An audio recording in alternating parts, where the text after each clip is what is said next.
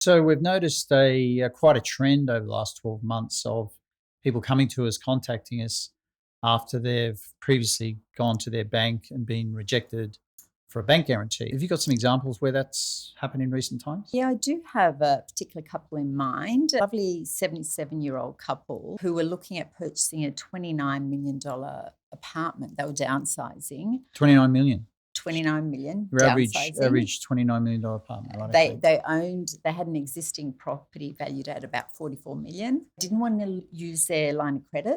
They wanted to use that for the stamp duty. So they went to their bank, Westpac, who they've been banking with their whole life pretty much. And after 3 weeks, they were given a no, we can't help you.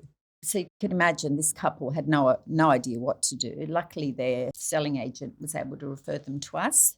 Actually, it reminds me of a call I had recently where a chap, I was in the car at the time now, I recall, but he was buying in Queensland, not for 29 million. It was a lot less than, I think it was around the $2 million mark, but been to his bank or tried to apply for a bank guarantee. But it was ultimately, they came back and said, sorry, we only provide bank guarantees for corporate clients, corporate customers.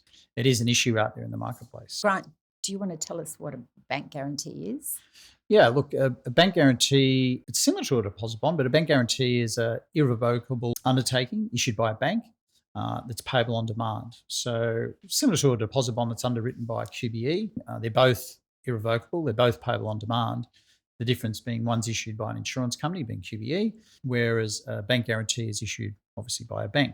The other difference is with a bank guarantee, you do have to put up some physical security. It might be a term deposit, or it might be a property that the bank takes security over, versus a deposit bond, which is more of an insurance-related type product. There's no security taken over the purchaser's assets in advance. So that's what a bank guarantee is, assuming you can get one. Do you know what the bank's current stance is as far as bank guarantees go when purchasing property? It's something we've looked into in recent times, looked on various banks' websites and or contacted. So a number of the banks on their websites, it specifically states that bank guarantees are only for business purposes, or they're only for institutional clients who have existing facilities with the bank. And in some instances, they list the purposes of them. So they might be for a performance-related transaction relating to a contract, or it might be a lease where you've got to put up a bond for a commercial lease, things of that nature.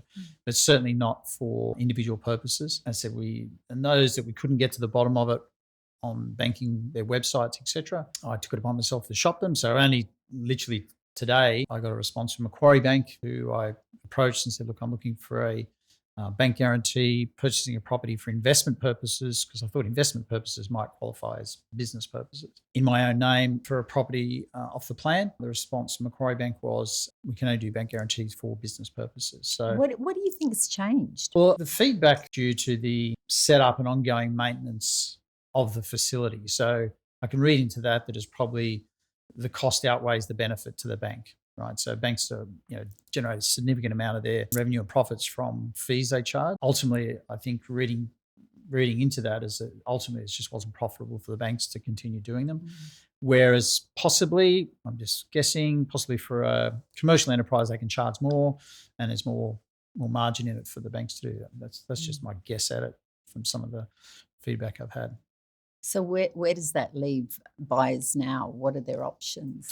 Well, the options are you can, I suppose it narrows it from 3 down to 2. So your options are pay a cash deposit or use a deposit bond underwritten by QBE, issued by ENAYBL. And I think the option with cash, the dynamic that's changed there in recent times is that in the last 5 years or so, we've noticed that I don't think there's any state in Australia now where we issue deposit bonds where it's not a 6-figure amount.